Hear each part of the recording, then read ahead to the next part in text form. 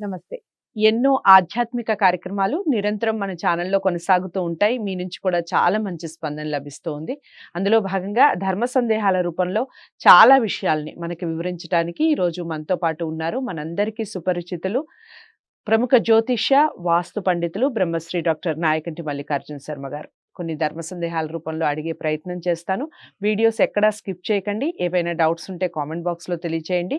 గురువుగారిని కలవాలి అనుకుంటే స్క్రీన్ మీద కనపడే నెంబర్‌కి కాల్ చేయండి. గురుగారు నమస్కారం అండి. నమస్కారం.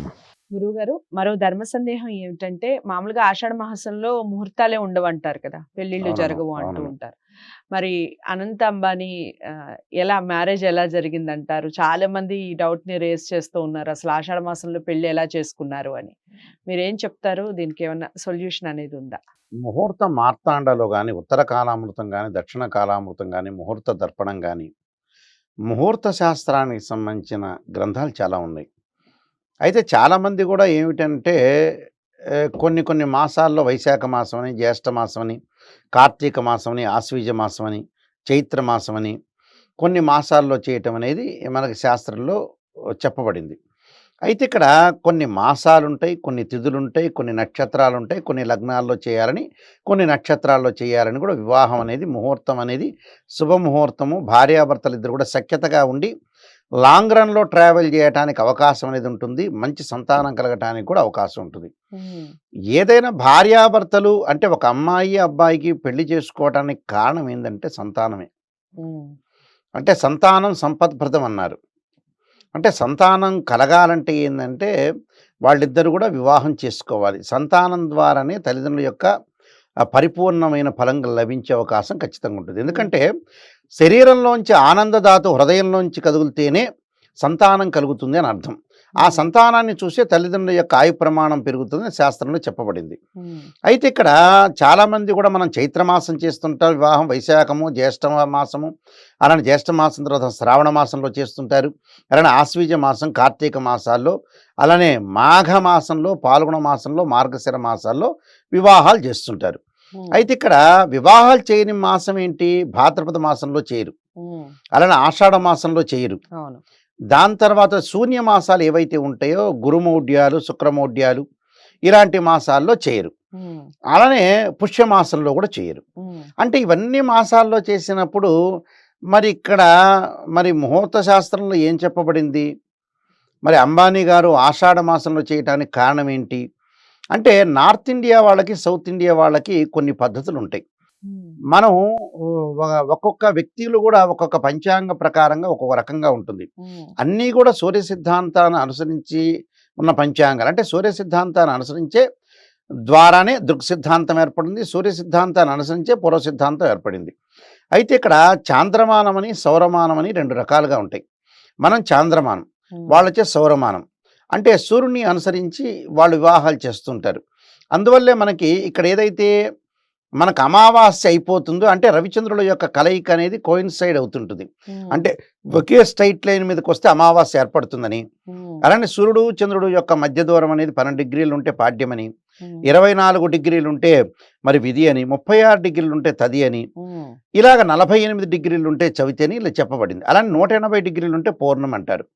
సహజంగా ఏమిటంటే పౌర్ణమి రోజున ఏ నక్షత్రం అయితే ఉంటుందో ఆ నక్షత్రం యొక్క మాసనామం చెప్పబడ్డది. హ్మ్. జ్యేష్ఠ నక్షత్రం పౌర్ణమి రోజు ఉంటే జ్యేష్ఠమాసం అని, హ్మ్. చిత్తా నక్షత్రం పౌర్ణమి రోజు ఉంటే చైత్రమాసం అని, అలానే కృత్తికా నక్షత్రం పౌర్ణమి రోజు ఉంటే కార్తీక మాసం అని, హ్మ్. ఇలాగా మనకు చెప్పారు. అంటే ప్రతిదానికి కూడా ఒక అర్థం ఉంటుంది. అంటే శ్రవణ నక్షత్రం పౌర్ణమి రోజు ఉంటే శ్రావణ మాసం. ఓకే. అంటే మాసానికి మనం అమావాస్యతో ఎండ్ అయిపోతుంది మనకి. హ్మ్. వాళ్ళకి పౌర్ణమితో ఎండ్ అయిపోతుంది. హ్మ్. అంటే ఆ మాసం అనేది పౌర్ణమికి వాళ్ళకి ఎండ్ అయిపోతుంది. అంటే మనకు శుక్లపక్షము, బహుళపక్షం ఉంటుంది. వాళ్ళకు కూడా శుక్లపక్షం, బహుళపక్షం ఉంటుంది. హ్మ్. కానీ మనకేమో అమావాస్యతో లాస్ట్ మాసం. హ్మ్. ఆ రోజుతో లాస్ట్ మాసం అయిపోయి మళ్ళీ మాసం ప్రారంభమవుతుంది. ఓకే. వాళ్ళకి పౌర్ణమి అనేది లాస్ట్ రోజు.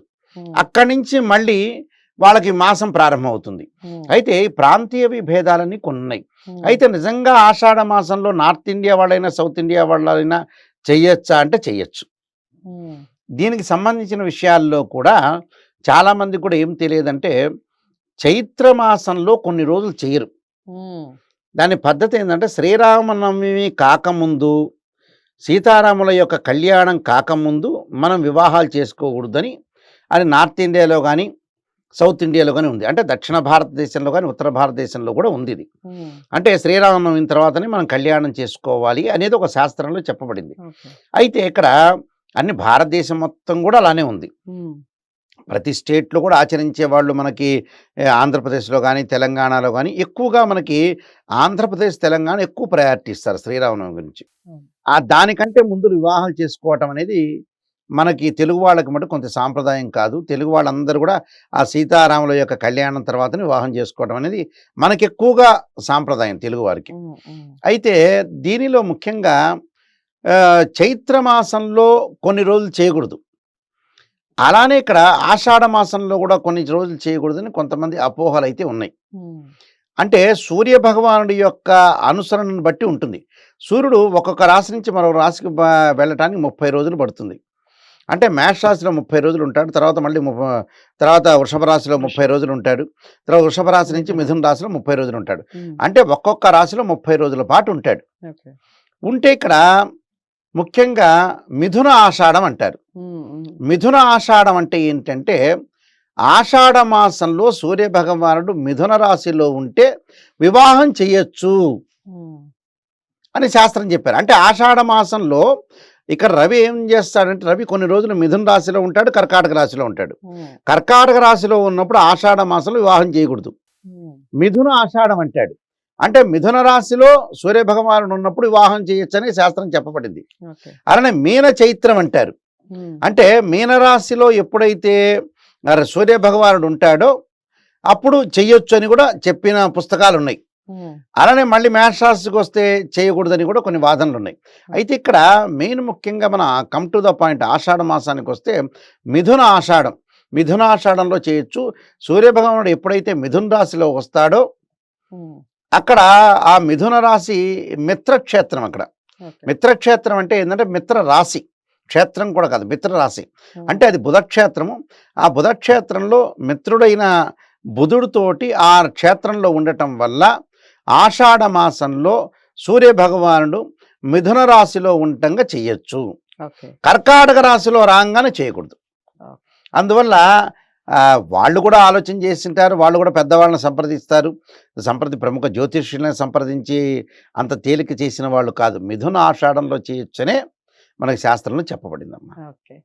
సో మంచి క్లారిటీ ఇచ్చారు గురువు గారు. అయితే అనంత అంబానీ పెళ్లి ఎందుకు ఆషాఢ మాసంలో జరిగిందని చాలా మంది రకరకాల పోస్టులు పెడుతూ ఉన్నారు.